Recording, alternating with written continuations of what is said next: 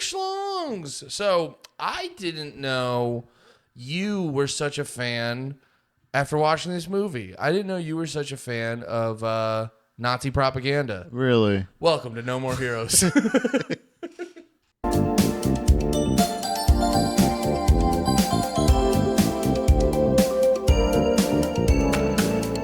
Andy, I thought I made it clear to you I was. But I guess if you'd like, you can elaborate. I think this movie's Nazi propaganda. Well. Pro or wait? Pro? Well, it Is was. pro, is there an? Never mind. I'm not gonna say it. Say it. No, it's Florida. No. Oh well, it was gonna come off as a Florida thing, but it's not. I was trying to say, what's the negative Aspect of the Nazis? Yeah. Very few. No. There's propaganda. No. Propaganda is like propaganda. Yeah. It's like propaganda, but Yes. what's neg-cadanda? That's about black people. Paganda. Neg-paganda. All right. N-E-G. I'm saying N-E-G, guys. It's fun when you're in the middle of a sentence no one's ever said before. Yeah. It happens when you finally a lot. realize It's that. happening almost every episode. I'm on a pretty good clip right now. Daily. Yeah, daily. The doctors. I go keep this and they go, telling me. nobody's ever said that. No one's ever said that. And everyone's like, there's a reason, Pat. It's like an episode of SpongeBob. Somebody screams it from off screen somewhere and they just go, nobody's ever said that. Yeah. That's like Lars Fredrickson being like, or I'm sorry, Lars Ulrich being like, no one's drums ever sounded like this. There's a reason, Lars. There's a reason. Yeah, they sound terrible. But no, I am a huge fan, but I didn't know that you were so unaware of the existence of the Nazi existence of propaganda. Why do you think this movie is propaganda? Well, so I am being half silly. No, you're not. No, you are not. Yeah. Oh, who's getting propagandized now? Damn it. No, I am being half silly, but there is something in the fact that I forgot about Anti-ganda. That's it. Anti-ganda. There's propaganda and there's anti-ganda. Go ahead. I got it now. It's in here. I think anti-propaganda is just facts. It's anti-ganda. I don't know if there's a word. I think it's just facts. So instead of fake news, you want anti-ganda. Can we name this Anti-Ganda? No. Anti-Ganda. Yes. Welcome. This is new. That's the name of the show. Yep. That's the name of the show now. Yep. Anti-Ganda. Yep. Let's get to that stupid theory of yours. Let's talk about the stupid subject we were going to. Go ahead. Let's talk about the podcast we planned all week to talk about. What's Nazi propaganda about it? The movie beginning to end. No, because I was watching the movie and I realized, I go, what's the main character's name? Wikus? Wikus de la Mela? Okay, can I start here? South African people. Get your fucking names right. South African white people. Yeah. Stop talking like that. Yeah, it's wacky. I hate your voices. It's really wacky. I can't stand them. Yeah. So like, just stop talking like that. It's like you sound like people who lived like there's it's like this, Australian pig Latin. It sounds nuts. No, there's this dude, Mitchell Hooper. He's one of the he's won World's Strongest Man comps a bunch of times, and he lived in Canada for like 4 years or like 7 years, and he lived in like New Zealand for 7 years. So he has this like Canadian New Zealand accent, and it's so fucking weird to hear him talk. Yeah. Because it's always like ebb and flow, like it's just fucking weird. So it's like South African people, figure it out. I hate it. Hey, South Africa, right? I'm kind of Australian, but I'm kind of French, but I'm all gay. It's all like it's just like it's crazy weird. So like this movie does one of those things. I suggested this movie because I feel like we're talking CG. We're talking CG, but I was talking about it being a near perfect movie in all aspects, and saying like the CG doesn't take away whatsoever. Like this was in 2000 and I had the year 2009, I believe it is. What is that? What you said? Like, are you like? No, I didn't know if you knew that for sure. I have the Wikipedia pulled up right here. Yeah, 2009. It's crazy you're not acknowledging. You're just repeating what you heard me say. Yeah, no, I double checking what you said. That's all. No, but the whole theory You're not about gonna trick me. You're not gonna hit me with this Andy Ganda or whatever the fuck it's called. No, you don't. You shun that word. You don't. If you're coming around on it, I need you to acknowledge it now. Okay. Anyway, Pat, fake news. Go on. Is it fake news or is it anti-Ganda? I don't know what words mean anymore. I've been anti-Gandized too much. The District 9 in general, like the fact that like it comes out like, at this point almost 20 years ago. You know what I mean? Like it is. It's like 16 years ago. And it looks great. And there's only the one scene that I remember always being able to point out and being like, this is the only part where I'm like, even when I watched it in 2009, I was like, that looks crazy fucking fake. It was like a very short scene where they're talking about some of the smugglers in the community, like I believe the Ugandans, I can't remember Nigerians, whoever it was that they have in the community in District 9. They have selling meat and buying guns they can't use. It's the walking robot guy, the guy that he gets into at the end. Yeah, that looks a little. Well, it's not even it's like that. It's walking down a runway and turning around. It's like that one particular scene in the movie of that CGI. It looks so bad. Well, none of the CGI looks that bad. It's just when they're trying to do this is like old CGI that was good still had this problem where when you start trying to do too much, you don't have time to actually like detail it. So it'll all look weirdly smooth. Like, remember the scene at the end where the bad guy finally gets attacked by all the prawns? Yeah. And it's like a wide shot and there's like 10 prawns attacking him. It's so funny because the whole area they're in is very detailed and there's a lot of colors, and then you just see these very smooth prawns attacking him. But like, that was the craziest part. Do you know how much this movie cost? It's crazy how cheap it was. No, yeah. So the original, a lot of the effects and a lot of the sets and stuff like that was apparently supposed to be for the Halo movie. Peter Jackson was originally was producing the Halo movie. So that's why he reused it all. He reused a lot. He repurposed a lot of it. The budget was $30 million, and at box office $210 million. So that makes a lot of sense because I go, you're watching the movie going like, because here's the thing about the movie. Visually, it's like if you're looking for it, you can tell it had a low budget, but it hides that very well. That it had like there's. Well, that's what I was gonna say with the scene where they're pulling away. A lot of the special effects that are like where you can't hide it. It's happening in broad daylight a lot of times. Like that's what I really respect about it. But they hide it. This is the beauty of it. Is they hide it with it being like the mockumentary style. So a lot of the scenes where it's going to be heavily CG, they have it going through the lens of a shitty camera. Yeah. So like that is like a news chopper pulling away. Yeah. And they're like, this is the only footage we have of the last footage we have of Wikus de la Meba or whatever. Yeah, Wikus dumb name. Yeah. We're dumb naming him. But they're pulling away and it's just like they're ripping apart at him. But like it's like they cheat it because it's like shaky news camera. And it's like, brother, like I still applaud that because that still holds up. That still looks like pretty good shitty footage. Yeah, that was a big thing I noticed where like we explained them already, but besides those like few scenes that kind of stand out, you go, if you release this now, it would hold up. Like it looks better than the War of the Worlds movie that just came out. And it still looks good than in some cases than the War of the Worlds remake, the one with Tom Cruise.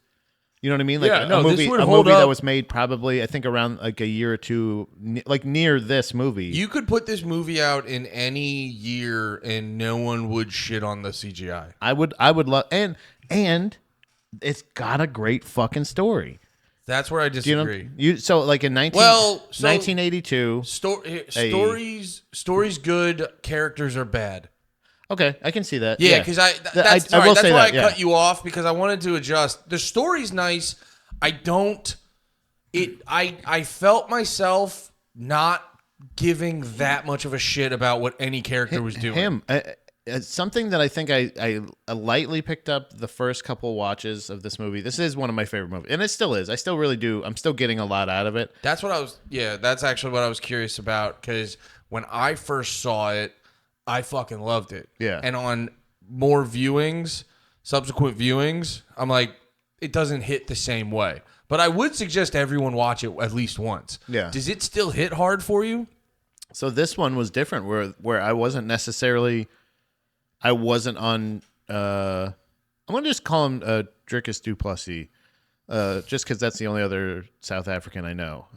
So Wikus du Plessis was not necessarily the most like I'm the first couple watches. The first when I first kind of fell in love with this movie, I'm like, man, this is really sad. It's like a love story, and I like it sucks that like he just wanted to go back home to his wife. Yeah. I'm watching this one, and I'm like, damn, man, He's a bad guy. he's a bad guy. And he's never redeemable. He's a bad guy. He didn't. And at no point does he change for the better. One, his last act as a human, technically, I guess, was when he helps the alien. He helps the last. He has that is his one redeeming but thing. It's until still that, selfish. Yeah. Because he's like, no, if this guy doesn't get to the ship, I'll never get back. It's still selfish. Right. He's a bad guy the whole movie. But that's what I'm saying is like, Well, so no, that's so when why you're saying, so I don't know if you're saying. Well, that's why I was calling it Nazi propaganda because in the beginning when they're going through if you're not human, you're not right. Well, no, because at the end, dude, like the whole time. So the movie starts with like he's a government official. He gets the promotion. He's a dork. By the way, I think the whole time because his father-in-law is the head of that unit or whatever, or the head of that business. I think the whole time he was meant to be a patsy. Like I think they're like worst case scenario, we can put the blame on him if something goes bad. But best case scenario, like he was given that promotion, but I think he was given that promotion like they knew they were gonna go in and fuck people up. So it's 1982. The spaceship stalls on planet on Earth above Johannesburg, and then 20 years later is where they pick up this story. Yeah. So they've been there for 20 years, just in this like slum, and they have built refugee camps, like WHO camps, essentially FEMA camps. For the refugees to move them away from the civilization to get them separated. And it's unanimously agreed that the refugees are a top to bottom problem. Right. And you know what the big victory at the end of the movie is? What? They finally get them. We think all the immigrants are leaving. Right. That's like the big yes moment. So you know what I mean? So that's my favorite part. Like this was we were talking a lot about like with Super Troopers and stuff like that about movies not needing sequels. This was a movie where I'm like I would love to see a sequel of whether it be the ships coming back and the now America has been preparing the whole time for them getting revenge. Because that's what I'm saying about Wikus du Plessis. He gets the promotion, and the dad knows what they are doing. He knows the experiments they're doing, and he knows like what they're doing publicly with moving these camps is human rights violations to every extent. He is setting his son-in-law up for disaster, but he ends up getting even worse, even more fucked up than he was. Yeah.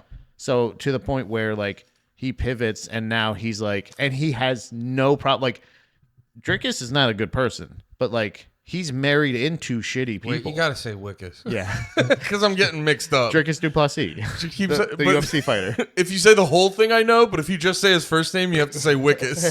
All right, fine. Wikus du Plessis. Nah, go back to Wikus. All right.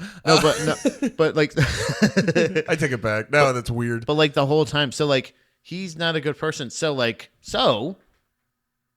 it is a happy ending because fuck him. He even if like the family Steven, which is really funny. The alien's name is Steven. No, Christopher Johnson. Christopher Johnson. Sorry, I think it was something simple. I remember. I would remember that character's name because he was one of my one of my music instructors in high school ended up getting arrested for fucking a 16-year-old, but he had the same name as him. So I was like, oh, cool. They named it after like a really cool guy. American hero. American hero. So he, like, even still, like, the good guy does win because really he's just like, I got to get the fuck out. I got to get us out of here. Yeah. Because that's like, what I realized. I love that you don't know anything about the prawns. You don't know anything about them. Yeah. I don't know anything about their world. They never ever talk about anything. Like a little bit, he goes like, oh, like when he's talking to his son, like about it a little bit, he's like, yeah, blah blah blah. Like when they perform the abortion, like he's like the juxtaposition of like this is an intelligent higher species, even if it comes to like some technologies. But just because they're not able to function on our planet the way we want them to, then we're like, you know what I'm saying? Like they're functioning, they're surviving because they're stranded here. And instead of us being like a planet where we're like, because that's another thing too, is there's no discussion of other countries. They're like, they're fucking our problem. And it's just like the beginning output or the beginning outlook of this story is so bleak but so fucking realistic of like, what if we do get aliens, they come here, but it's an alien race that ended up stalling out in our fucking atmosphere and fucked up, and they're like, oh shit, good, somebody's here to help us, and they're just like, ew, get over there, dude, this is and why, it's just like, what? This is why I go back to my thing earlier about like I was being half funny about it.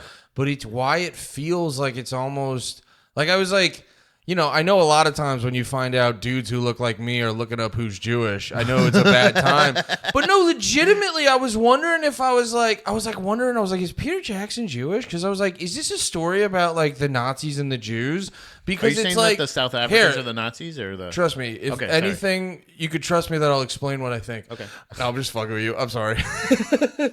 No, but I'm saying because I think this is why I don't think it was like Nazis and Jews on purpose, but it's just parallels because it's like it's pretty clear it's about apartheid. Yeah, because it's in fucking South Africa. But like, dude, I realized that when they were like going about and they were getting all the people to like sign things so they could, you know, they had to get them to like put their hand on the clipboard to be like, oh, he agreed to leave the area. Right. And then it was like, the part that was like extra evil was when what's his name again? Drickus du Plessis was like unplugging the pods, and he's like, we gave him a little abortion. Your first abortion. Yeah. It used to take a little long, so let's just light it on fire. Yeah. Oh, the popping. Is the baby dying. The popping. You hear it like popcorn. You're like, holy shit, he's a monster. You're like, no, and that's when I was like, oh, but like watching him be normal about this, you're like, it felt like a fucking Nazi member going to Jewish people. Just following orders, yeah. Yeah, it felt like a dude in the Nazi party going to Jewish people's houses because, like, they didn't just say, like, you know, oh, are you Jewish? Get in the fucking oven. Or are you Jewish? Bam, get the fuck out of here. Yeah. They did a slow process over time where it just felt normal to the regular people. They're like, your name? Yeah. You Jewish? But then, all right. Can you just stand just over in that line? And then, like, and they're just like, that's it. That's it for today. And like, for every little step until that last step. That last step was the going to 100. Yeah. But like up until that point, it was like, just what's your name? Okay, can I have that? What is that? Gold? Okay, give me that ring. Okay, we'll put that in that pile. Yeah. Shoes off. Put those over there.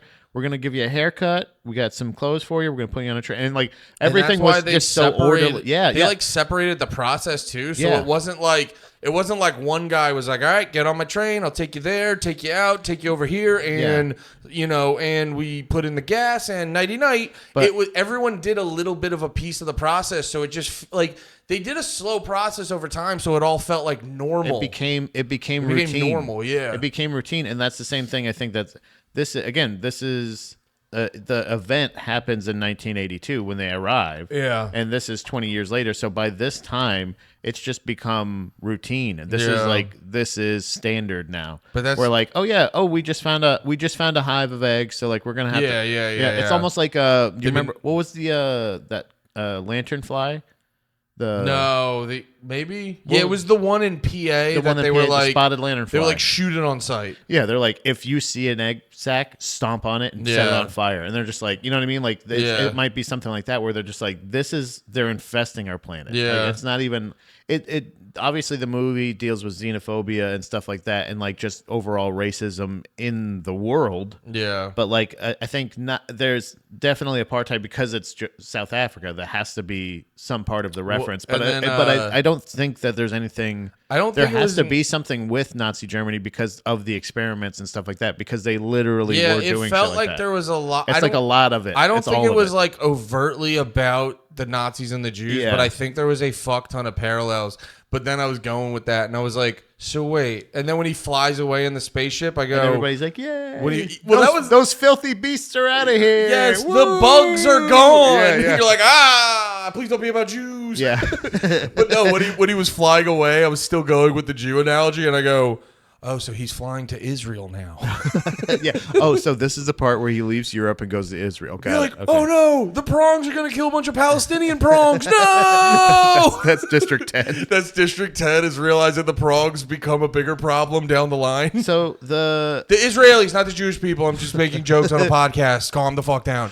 So the production. So producer Peter Jackson planned to produce the film adaptation on the Halo video game franchise with first-time director Neil Blomkamp, who actually did do it. Was there a hilarious name rule on this film? I'm telling you, brother. What's the main character? Wikus? Wikus. And who's going to film it? Blumcock. And it's his first time ever, Blumcock. Oh, this is your first time ever with a bumcock. So there was a thing with... it was a film, a longer version or a shorter film version. Short film, yeah. Was Alive in Joburg, a 2005 short film from Blomkamp's.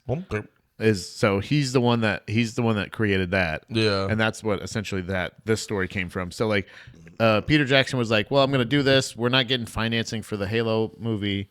So, like, what else you got, Blomkamp? And he's like, whoa, District 9? Could you make that look like Halo? And they're like, yeah, we got those things. So essentially, a lot of the same things happened the same way. Reception, I think that's what it was. Because there was apparently supposed to be, they got greenlit for a sequel for District 10. Yeah, I remember hearing talks about that, which that would have... Future, maybe.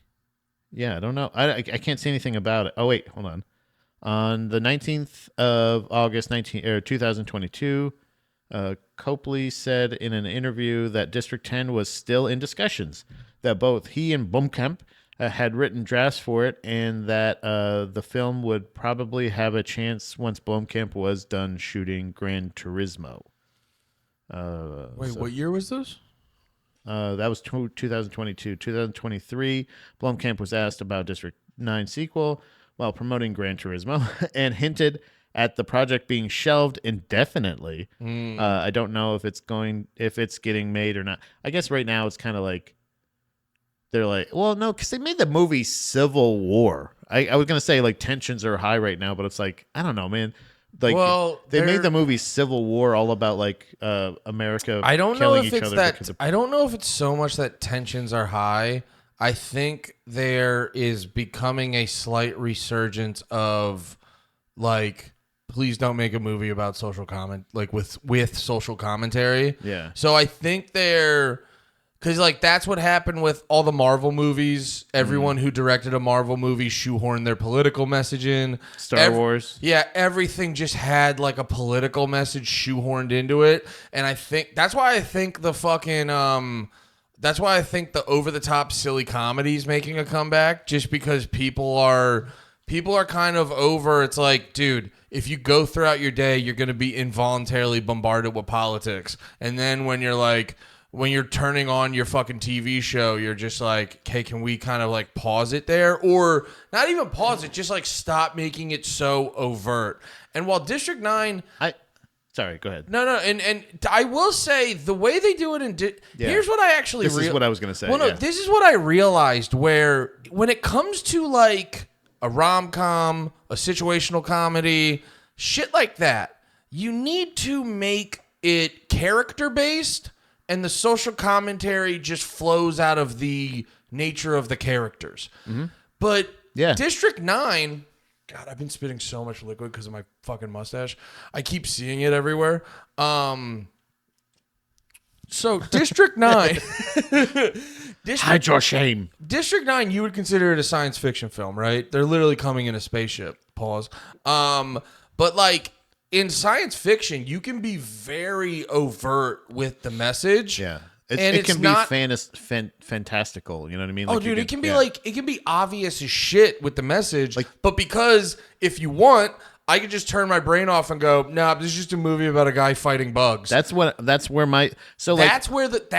science fiction is a beautiful it's my favorite. It's a beautiful tool for social commentary. Yeah. Because you can satisfy the people who want the message and you can satisfy the people that just want to turn their brain off. It's a choose your own adventure. Like when you said something about apartheid last time.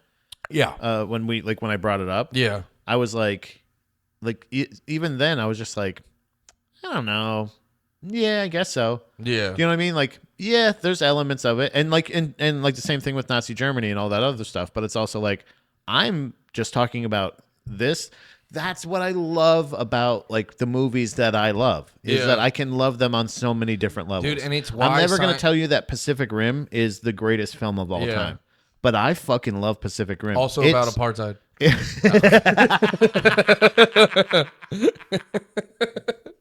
That might have been one of the funniest, quickest things you said, brother. Thank you. That's absolutely no, but that's one of those things of like that story. I don't give a fuck about the story. Like how long did you? I'll watch a movie because I want to watch robots fight giant monsters. Robots. Do you know what I'm saying? Yeah, sorry, your head is so funny. But I'm never gonna tell you that the robots fighting giant monsters movie is the greatest movie ever. Okay, let me ask you this question. What? How long until you connected the dots that Godzilla was when Oppenheimer came out? Yeah. I wrote a joke about it and I was like, oh yeah, it took me, it was very late in life before I even made the connection that Godzilla had to do with the atomic bomb. I mean, I knew about it before that, but like, or that it was like, well, because that they're like, this is the way that they use to process the tragedy that happened to their culture, and and what came from it is Godzilla and blah blah blah. And then I was just like, oh, how come they didn't mention it in Oppenheimer? Like they didn't even talk about that once. And it was just like Godzilla? Yeah.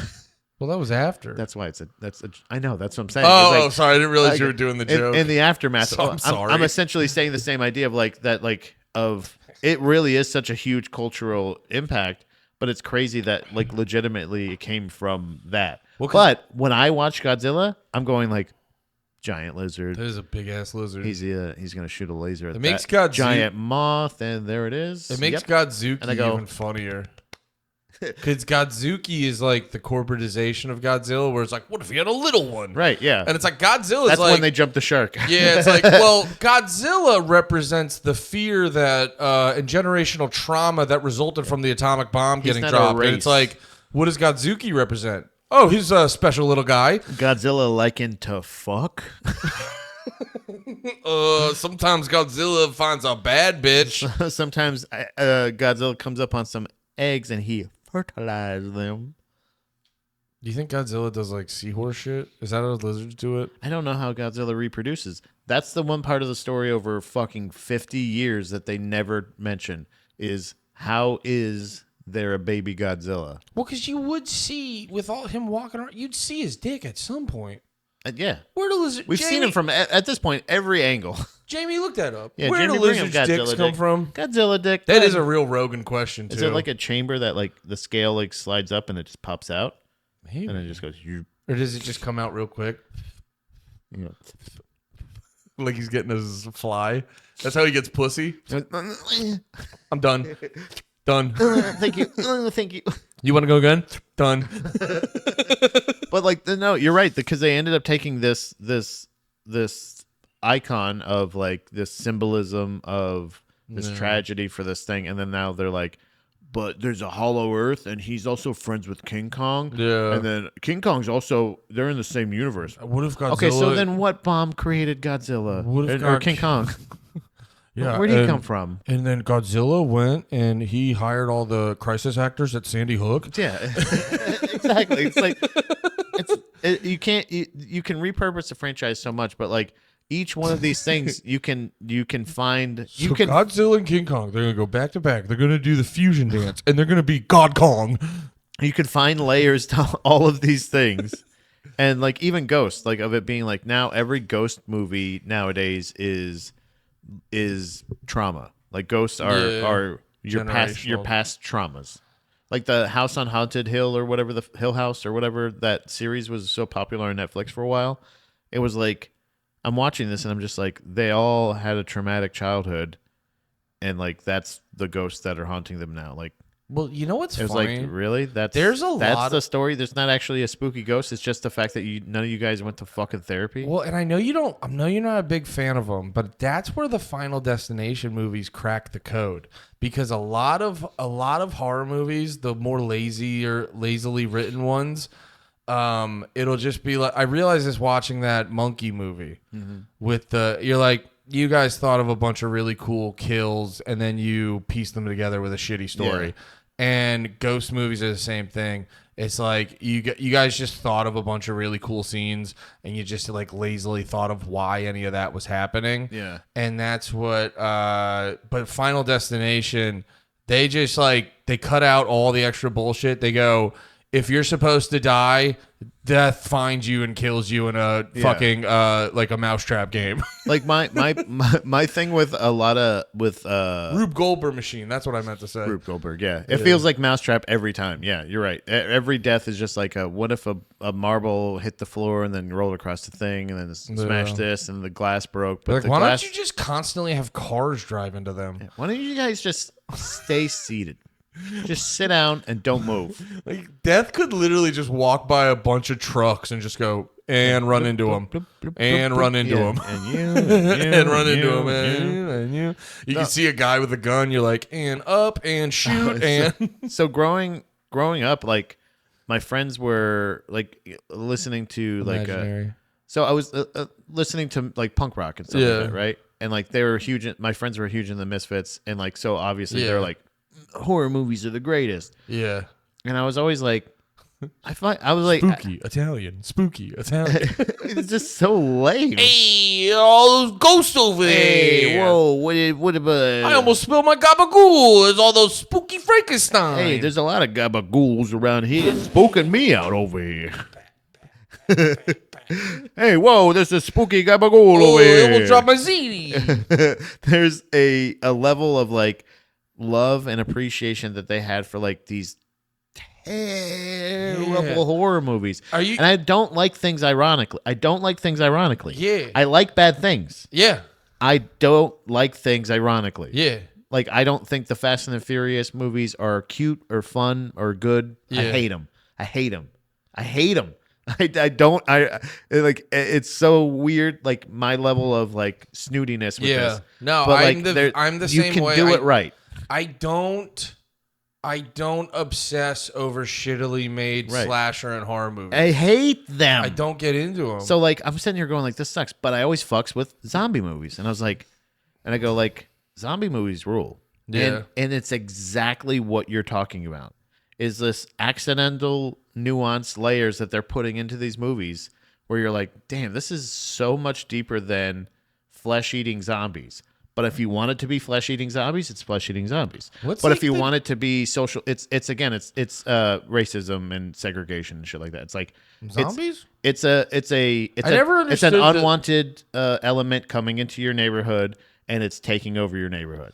But it's also death. It's also representative of death. Death is inevitable. Death comes for everybody. No matter what, you can never escape death. You can take it for whatever you want. And that's when I was like, Zombie movies, I'm declaring this here publicly on the show. It public on the show. Zombie movies are not horror movies. Zombie movies are sci-fi movies. You're welcome. No. Yes. Literally, Night of the Living Dead, the virus comes from space. It's a science fiction movie. All right, don't do that. Sorry, I'm sorry. It's incredibly unclear that you're right. So you're doing literally the one thing I hate you do all the time is you do a wild opinion that is very debatable and you talk very definitive about it. It's not that wild. It's science. I mean, Pat, you're doing the thing where you'd go, "This feels fun." Zombie movies being science fiction is definitely debatable. But it's even with your own definition of it having so many layers and being able to represent so many different things, and you can take it for whatever you want. All good movies have layers like that. Good movies, yeah, but not all zombie movies are good movies. But they still have those nuances. Yeah, but layers and double meanings doesn't mean science fiction. Yeah, but I think the element of what's happening, of it being a virus instead of like a curse. So that I see where you're coming from. So 28 Days Later, not a zombie movie. That could be, but what you're describing is not zombies. Because zombies are dead that come back to life. They're infected dead bodies. Like what it is like people that are infected by a virus that die from the virus and are reincarnated from the virus. That's not a zombie though. Yes, it is. No. Yeah. No, zombies there's no more room in hell. So the dead will walk the earth. That's the that's lore. What makes it a horror movie. But that's what the black gentleman says. That's what his Nana used to always tell him. Why'd you look around? Because I don't want anybody to hear.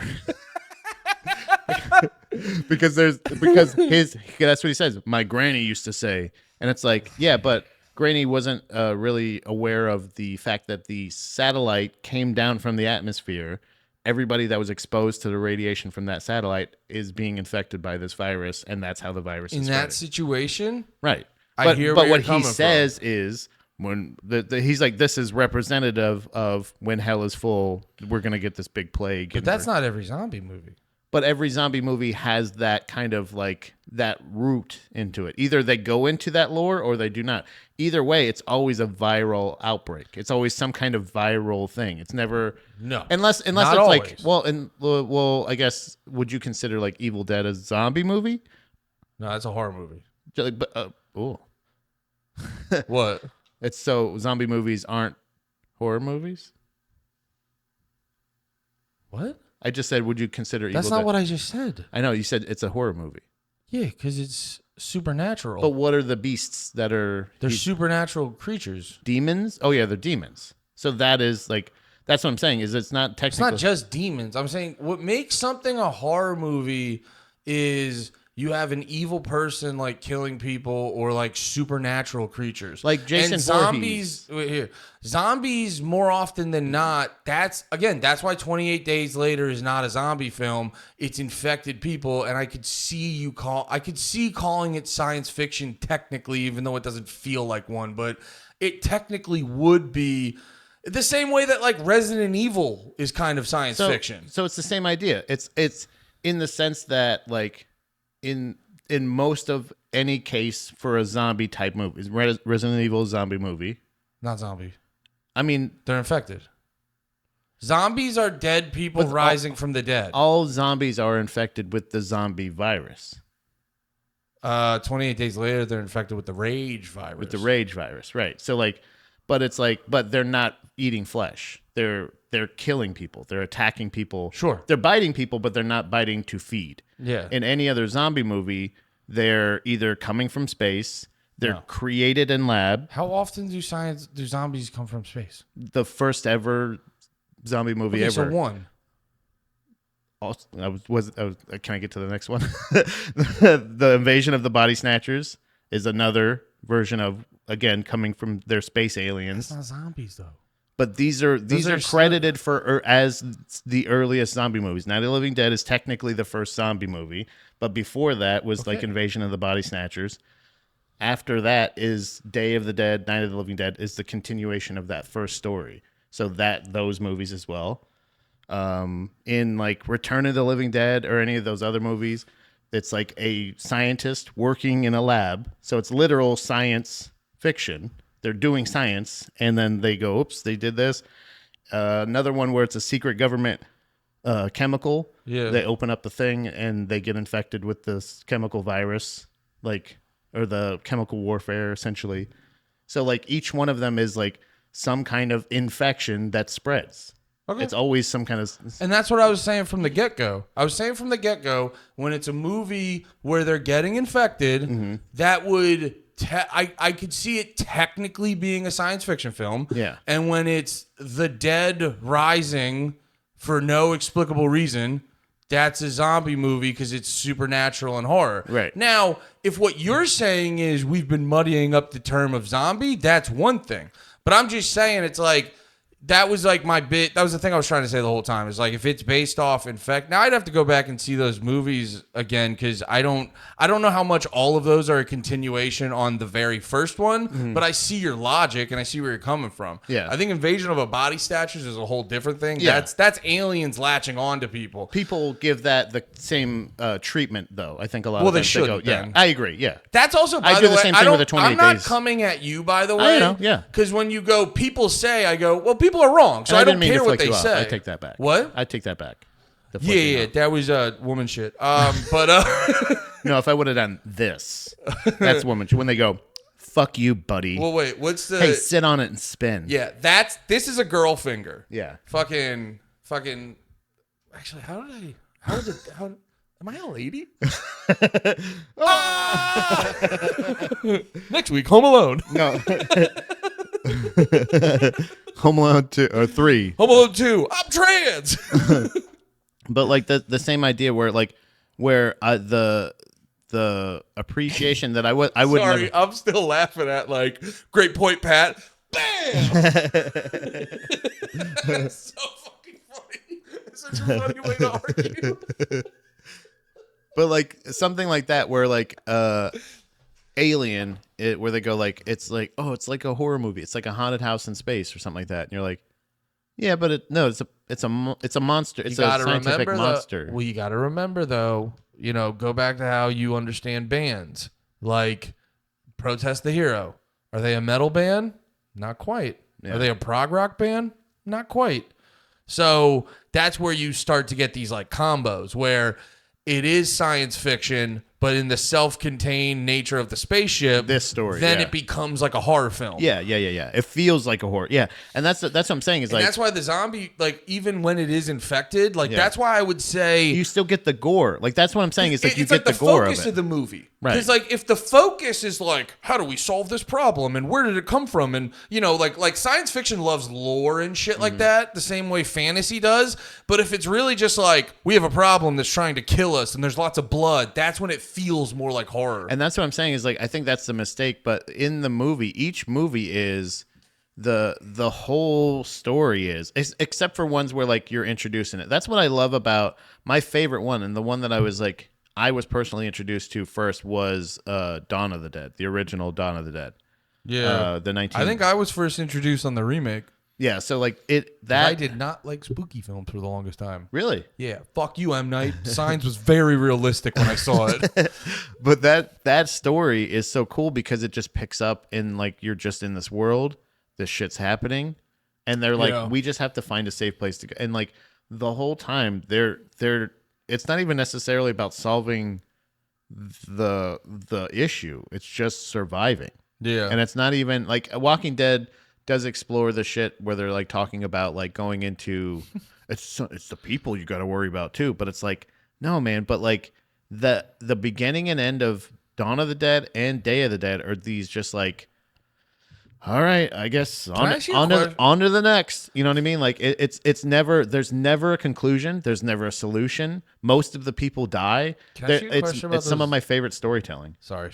No. Can I ask you a question about the zombie films where I always wonder, not to say like, oh, human beings would just be so nice to each other in these situations and shit. I just always wonder if, because there's always the scene when they come across a group where it's like, you know, it's like, this is the nice group of people, and then here's 4 guys that they're like, we've survived solely on raping women. Yeah. Yeah. And They immediately revert to the worst form of human ever. I'm always wondering if I'm like, is it clear cut that, like, obviously people would get a little bit more cutthroat and shit like that. Yeah. Would it just be, I always wonder in those zombie films where, because like what you just said, you'd be like, yeah, no, I still think the zombies would be the worst thing than other humans. So, like, I always wonder if in a zombie film, when you get to that point where people start understanding the thing more, would they be more like, oh my God, more people? Thank fucking Christ. So the thing I think about is like, and I think Dawn of the Dead visits it, or like at least like kind of covers that part of what my true fear would be. Is like, yes, obviously there's going to be the group of people that immediately turn into cannibals, and like they're like, we rape women and we do this and we just take this.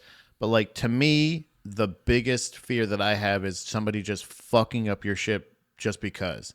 And Dawn of the Dead has that, where like at one point, just randomly, just this group of fucking bikers just breaks into the mall and just starts fucking, like, they're just like, woo. You know what I mean? Like, is like, they have like tried to like meticulously cover all the exits, make sure that this is covered, make sure that this is covered, find out where they can access their little hideaway, all this other shit, and then all out of nowhere, just this bunch of fucking dickheads that are just joyriding. Is that early in the movie? I think it's like early onto when they get to the mall. Because when they settle down at the mall, it's like at most like a couple months into the shit. Yeah. So like, you would conceivably, in the first stages of a zombie apocalypse, like the first 6 months to a year, you'd have those people who would be like, we're gonna die. Yeah. Let's just live as much of a life as we can. Right. And you would have, so that is believable that you would have those dickheads just being like, woo! But I think realistically, you could go to like neighboring cities and just be like, hey man, we're just over here. We're not trying to take anything. We just gotta, because like, for a while, and I think it would like float over into the next generation, like, because depending on how long society is like that, I don't think at any point we're gonna there will be terrible people, but I think there's also going to be just as many normal people that are like, all right, well, we could use some bullets. Do you got bullets? Like, we can give you some food for bullets. Like, well, because I think, you know what I mean? Like, we're low on that. Like, it would, I think the bartering and the everything, I think it would be close. What's the what's the video game? Last of Us. Yeah, it would be closer to that. Yeah, it would I think just be Last like this of thing Us of is like a little more believable. Communities, and like, it will be more cutthroat, I think, but it would be more of like a thing of like, until you get it settled, there's going to be a bunch of those fucking, I think, and that's what I love about Dawn of the Dead, was like the fact of like, again, how rooted into like reality this is of like this, of it's just, there's no solution. You have to adapt. Yeah. And you have to adapt, and you have to accept it. And that's the what is it? The allegory, or the underlying like message of like, it's death. Yeah. You have to come to terms, like, every single one of us will be one of those. Yeah. That's that, by the our way, future. We are visually seeing our future. That no matter how long we stay in here, how safe we are for however long, eventually that's our future. And that, by the way, is why I lean more horror with stuff like that, because I know what you're talking about. I wasn't it's like, meaning to bring it back up, yeah. But no, because you just said it's about death. Is like, I feel like horror movies focus in on concepts more than they do on specific messages. It's about who lives at the end. It's not about like. It's not about. That's what always. They're, like, it's like zombie movies focus on the because they don't ever give you like a clear message. It's just this like analyzation of death and what happens with the what you go through with the thought of death and stuff like that. Yeah. And like, so like then you look at something like Freddy Krueger, and you go, that's just a horror movie. Yeah. Like, that's a movie where you're like, it's fantasy, it's crazy, it's science fictional-ish, you know, whatever, but it's supernatural. He's a guy who is he's haunting your dreams. And then if you watch Stephen King, you're like, what if a writer in Maine did And something? you're like, whoa, this is like, where did he even think of it? Oh, did this writer from Maine go to another cold area? Whoa, this area is colder than the previous area. Oh, it's all secluded and stuff. Oh, he wants to drink so bad. No. But the guy that is in prison isn't supposed to be in prison in this story. Yeah. What are you talking about? Green Mile? No. Shawshank. No. It's like, oh, okay. So wait. So what are you talking about? The Shining? No. So you're talking about Misery? No. So you're talking about? Yeah. I think in general, like there's what if the car wasn't a car? It like thought. I think there's just like a little bit more. There's a little bit more to science fiction that I got out of, and again, it's not like going back to the Misfits people that were super. They were like TXX or THX 138 or whatever that fucking whatever that movie is that they talk about all the time. It's like this. They're shitty old like 50s and 60s like B or C like sci-fi movies that look like shit. That guy Ed whatever his name is. Ed Wood, the director and stuff like that. Like, okay. Like they love that. Like those were the movies that they're like, I was a huge fan of those. I'm like, those movies fucking suck. Yeah, I mean, I don't. You're an idiot. I don't shit on those a lot because a lot of those like, yeah, this probably fucking ripped at the time. Yeah, and it's like, but it just, I'm sorry, like. We got better versions of this now, right. So I'm not gonna like. It's like when we talk about with bands. You're like, "Thank you for your service," right. But I'm not gonna glorify it the way you are. But I like something like District 9, where like, however you feel about the story, at least the visuals and like the actual movie, the movie still makes sense. Can I ask you a question?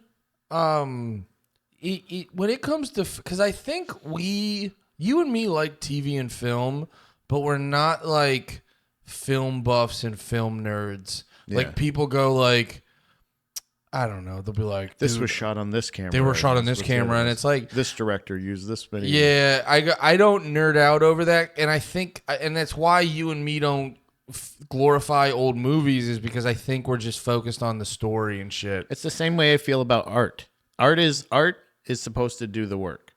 Like anytime I don't want to hear a fucking artist explain their work. Well, I don't want to fucking hear that shit. Well, no, it's nice to hear sometimes to hear the process. Here's what you don't understand. It's like I actually had to like mix these paints from like berries. Cool. Yeah, well then you drew a shitty picture. I don't care. Yeah, it looks like it's smudged. The process doesn't matter if the product is fucking shit. Right, and that's what I'm saying is like ultimately your art is going to speak for itself. Your art should be able to go. So like art is anything essentially that's created that elicits a reaction. Yeah. So it's like you can find art in anything. So no matter what, if once you put out a song, once that you put out a movie, if you're like, actually the ending is, I don't want to hear ending explained. I don't want to hear it. Every once in a while, if I'm like, I watched it, I didn't get any interpretation out of it, I'd love to hear what this person thinks this interpretation is, or what the director explains, because then I can at least go like, oh yeah, you did. That's why I want to hear. You did not successfully execute that with your art. Yeah, I did that with. It's when people jerk off Hereditary all the time. And don't get me wrong, Hereditary is a very good movie and it's very fun, and I love watching that kid's head pop off, dude. Yeah.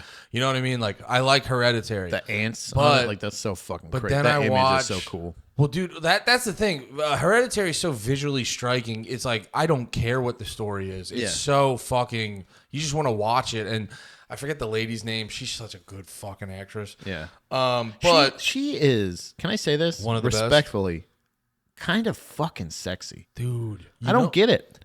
No. It's something, there's a small category of older white ladies who are not traditionally attractive who fucking do it. Not like she was in Nightmare Alley. You ever seen that? No, but I know who she is. She can get it. Dude, you know who does that for me? She was in the one. She was in the Jurassic Park movie. I think the show was called Pretty Little Liars. The redhead lady? No, she looks like. Here's my thing. I'm a fan I know everyone hates Karens. I'm a fan of like a snooty, rich Karen looking white lady. And she looks just like that. And she like fucking does it. I think the show was Pretty Little Liars. Lucy Hale. Ashley Benson. Let me see. Any one of the main ones? Oh, wait. Pretty Little Liars, I think, is like some CW shit. I think I have the name wrong. That might not be right then. Fuck. I can figure it out. But yeah, the essentially that like that kind of like milfy, but like Nightmare Alley. There we go. Cast. Her name was the lady I'm talking about, and she has been in everything. Is what the fuck is her name? Oh no, there she is. Kate Blanchett. No, that's not it. Toni Collette. That's her name. Toni Collette. Yeah. She is like, she's been in a couple different things where it's just like, she got a thing about her. Like she's not. I think she's a pretty lady. Oh, Big Little Lies is the show I was thinking of. Oh. Yeah, and I might be on a team of one with this lady, but Laura Dern. Oh no, yeah, Laura Dern's beautiful. I love Laura She's from Dern. wasn't she also in Ozarks? Yeah, no.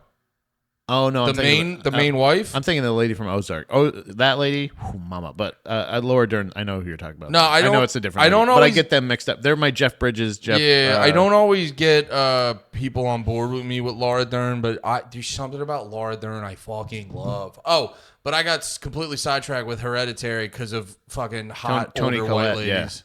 Yeah. No, but like Hereditary, I watched one of those like ending explained videos, and they put in. And like I'm like you, where it's like I don't care what some fucking dickhead on YouTube says. What did the director say it's about? That's also why I think it's a cop out when artists won't explain their process a little. Like you don't have to go deep into it. Yeah, explain it a little bit because explain what your execution was. Like there's a lot of artists who get a lot of credit purely because they're mysterious, and it's like everyone just gets so curious about figuring it out. And I'm almost like. Yeah, I bet you if they actually explained what they were going for, we'd go, oh, you're bad at this. Yeah, you go, oh, you didn't do that. Oh, you're not very creative. But no, he was, and there's all this shit with like ancient societies and old, I forget exactly what it was, but it was like old civilizations and religious rituals and all this other shit. And I remember I learned all that and I go, that's very cool. You didn't do anything in Hereditary to let me know that. Like there's shit at the end, and there's little things here and there. If you're hip to it, you notice. But you're like, there has to be somewhat as like the common viewer I can pick up on any of this, and that's why like everyone always puts Hereditary up here, and I go just a little bit, and right there, yeah, because like I go, it's not.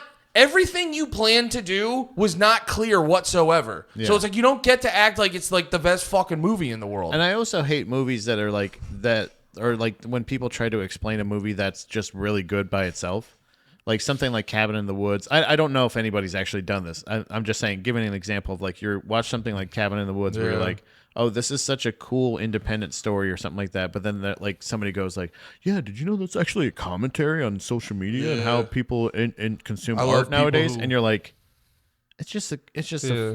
I like the story, the world, and the categories. Like it didn't have to be anything else besides whenever that. People do and that, I'm not saying that. I don't know for sure if anybody's done that. I should, but whenever, that's just, no, you're giving a clip. No, I know what you mean. But I think Cabin in the Woods is a perfect movie that does not need any nuance. There doesn't need to be what's the matter with just like you said, just writing a stupid comedy that doesn't mean anything except for this guy named Jim falls in love with this lady, and then he tries to join the circus, and then he does this thing, and you're like.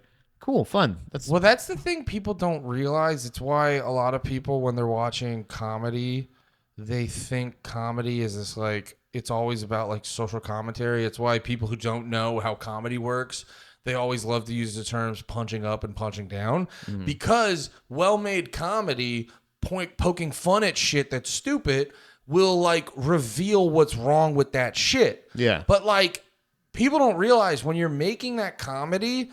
You're not going like, okay, so we're going to do this to send the message that, you know, the government program of blah, blah, blah is really bad. It's like, no, you're going to find something dumb. You're going to poke fun at it. And then it's going to help expose the bullshit. And people are going to come to their own conclusions. Yeah. So that's where people get fucked up. So it's like, there's a lot. That's why it's like when you're making Like when you're just making regular shit, like a drama or something like that, that's why I think the writers should be way more just character driven. Like rather than understanding like an overarching theme, understand a character you want to tell the story of. Yeah. And then create the world around him. Yeah. And like that or her, and I think that would be way more that would make a way more interesting product than being like, I'm going to use this to break down what's bad about the patriarchy. And it's like, or you could just make a movie about a girl who is in a shitty situation and show how she overcomes that, and in turn how the patriarchy affects her life will be displayed clearly. Don't show how shitty the world is. Show how awesome it can be. This is why, by the way, not to blow smoke up our dicks. Happy birthday. But no, it's why like people like us who I feel like we're better at like analyzing this stuff. There's so much bullshit going in the world because like dumb people just go like, I didn't get that. This is bad because A, B, and C. And it's like, no, you're just, and I'm not trying to be like a cunt, even though, you know, be my true self. But like, it's like, no, like you just don't understand this. So that's why you're freaking out about it, because you're like, you're just not knowledgeable on the subject. And it's like, not enough people are aware of how little they know. Yeah, I think that's the thing is we are very aware that we know very little about stuff, but we also are excited to know things that we do. Like, you know what I'm saying? Well, you and me don't just assume we're right. So we'll think a thing and then we'll double check it. Like we'll reference it. Like and it does. This will be my final thought on this. I thought about this. I like that. Double point, brother. I like that. Is you ever see the movie Mother? This is why I did it. Because Mother. No, it was with Jennifer Lawrence, the beautiful lady with the showed her she was butthole in Mystique. the fappening. Yeah, she was Mystique. Well, she didn't do that for the fappening. No, she sent that to me. It was graced us through the fappening gods. But yeah, Jennifer Lawrence was she had a crazy fall off. So she plays. It's I think it's an A24 or Ari Aster movie or one of those fucking weirdo movies where like she's playing Mother Earth. Like after a while you realize like, oh, she's Mother Earth and like this is all the abuse that she takes and this is like, and it's just, but it's like it's a movie. I hate when movies, aside from, and this is, I don't know if this is surprising or not, aside from the movie Birdman, which I thought was really fun. Got mad at Steph. Did not understand the beauty of the movie. But I was talking the whole time. Made me really mad. I usually hate movies that are filmed like plays.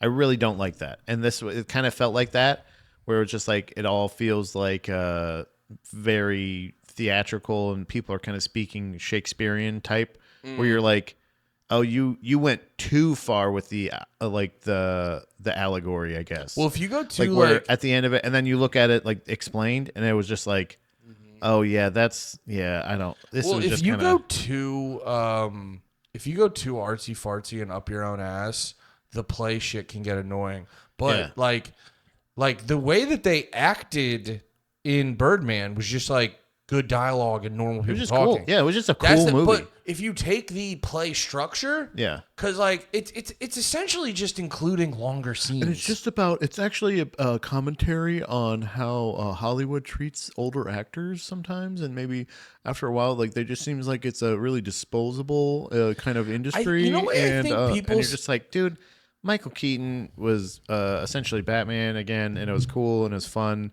And there's all this jazz shit happening. And you know what I think people say? Oh, it's a commentary on, because they always think that like there's, it's like people don't, they're not realizing that they're like, no, they're just telling you his story. Yeah, his story is making you realize this about acting. Yeah, it's not a commentary on it per se. They're making you just realize something. Yeah. Yeah, you're like people like don't want to take credit for the fact that they just learned something. That's the issue. I think that's the issue that comes down to where like some people, I'm somebody who I will either enjoy something or not. Mm-hmm. And like there's something with people that like they're not necessarily there to tell you what to like, but they're there to tell you how you appreciate things or how you enjoy things. And that's not fair. Like they're like, you're supposed to appreciate Birdman for this. Because of this. And it's like, or I enjoyed the movie, the visuals, the sounds, like the dialogue. I enjoyed that story that you told. Like, you should be able to consume and enjoy media the way you intend it. And like, that's the art that you can put out whatever you want, but the ultimate execution should be, how good is my art? How entertaining can I make this in whatever, like if it's a drama, how emotional can I make people feel? If this is a comedy, how much can I make them laugh? Like that's the ultimate execution, is how can I tell my story while also putting out something that is something that fits well into this you're category. right. People do have a thing of like, you're liking it wrong. When you put the message above the execution of that. Well, it kind of reminds me of how I approach like a lot of my music commentary, especially when I'm doing it like on my TikTok or like this stuff I post on the Big Red in the Morning channel. I always approach it because like, I gotta be honest, like it's like the Sleep Token conversation. I don't care that you guys like Sleep Token. I'm never gonna go like, you shouldn't listen to Sleep Token. My thing is always just like, if you like Sleep Token, get ready, because there's so much better shit in the world. Yeah. And I think it's the same thing with like, when people get obsessed about like, oh, you're not liking things the right way. It's like, no, dude, if someone just wants to watch Birdman and go like, yo, what's his name? Michael Keaton? Mm-hmm. Like, yo, Michael Keaton needs to calm down. You know what I mean? Like, let him watch it that way. But if you like Birdman and you want to get deeper into it, you can have a little bit more fun nerding out on it. Right. Because it's like, not everyone has to be a fucking thespian. Yeah, and like, that's the thing, is like, you should be a lesbian. You're not wrong. You're not wrong for the reason you like the thing. You're just like, able to, it can be. I will say though, I'm getting fed up just being more interacting with online artistic commentary. I'm getting fed up with it. Just let people like stuff. Yeah. And I go, you can like whatever you want. I'm not going to lie if something is horseshit though. Yeah. You know what I mean? Like, if you think Marvel is the pinnacle of cinema, have fun. I'm not going to sit here and go, Black Widow is a good movie though. Yeah. And needs to be said. And like, that's, yeah. Because if you don't say Black Widow fucking sucked ass, you get more Black Widows. Yeah. Yeah, if at least somebody doesn't say something about it, like, again, that's how you end up releasing Saint Anger if you're Metallica. Or if you don't acknowledge, if we're still going on the Marvel tip, if you don't acknowledge that, yes, Black Panther was really good, but everyone got the wrong message from having nuance in your bad guys. Yeah. And now every movie's like, what if the bad guy was the main character? And you're like, well, everything's fucking boring now. Yeah. I think just in general storytelling, you should be able to. You can't enjoy something wrong.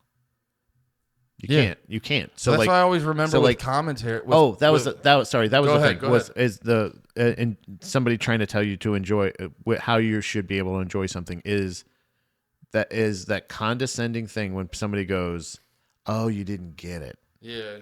And it was just like, no, and I watched it. Joy is actually an involuntary reaction. So literally, the way I enjoyed it is valid. Yeah, I experienced stupid it. Fuck. I experienced it the only way I can. I watched it. I listened to it. And you know what? I took in the story. I paid attention, and then at the end of it, I go, I felt something. Yeah, didn't, and it's like, you know what the craziest part about those people are? Sorry, you got the gears turning. The craziest part about those people, if you go to them, you go, "Why did you like this stuff?" They're gonna hit you with like, "So the lenses he used," and you're like, "You're an information dork. Yeah, you're a dork you're the fucking guy. You found a reason why I'm wrong. You're the fucking pussy who goes, actually, Samsung's a better phone because the camera has slightly more megapixels than the iPhone." You go, "They're just cameras with Twitter. Yeah. Shut the fuck up."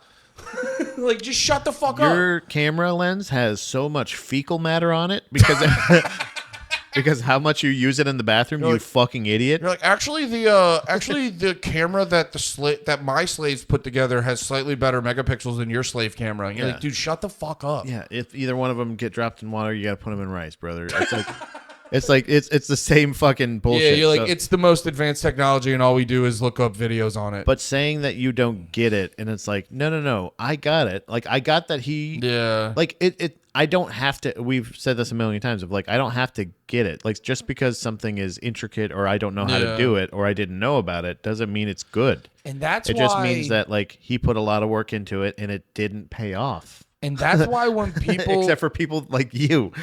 well, and that's why when like people describe, you see it more with music. Like when people describe music, and then people go like, "Oh, that's not what that song means," and I go, "Music's a very personal experience." Yeah. There's songs I love that have heavily to do with where and when it was I heard it. Right. So it's like you can't tell me. Like, there's songs I've listened to that I associate with a certain emotion, and then I find out it's like, oh, the song was actually about something completely different. Right. You know what I mean? Like, I associate something with a breakup. That song could be about fucking Reggie and the Full Effects divorce. You know what I'm saying? Yeah. But, like, that's why it's like, that's why it's like art is such a multifaceted experience, because like once you go out and once you send it out into the world, it's not completely yours anymore, because like people's interpretations of art is based off how they consumed it at the time. Exactly, yeah. So that's why it's like you have to have multifaceted conversations of like, what does this piece of art mean to you? What did it mean to the artist when they created it? Right.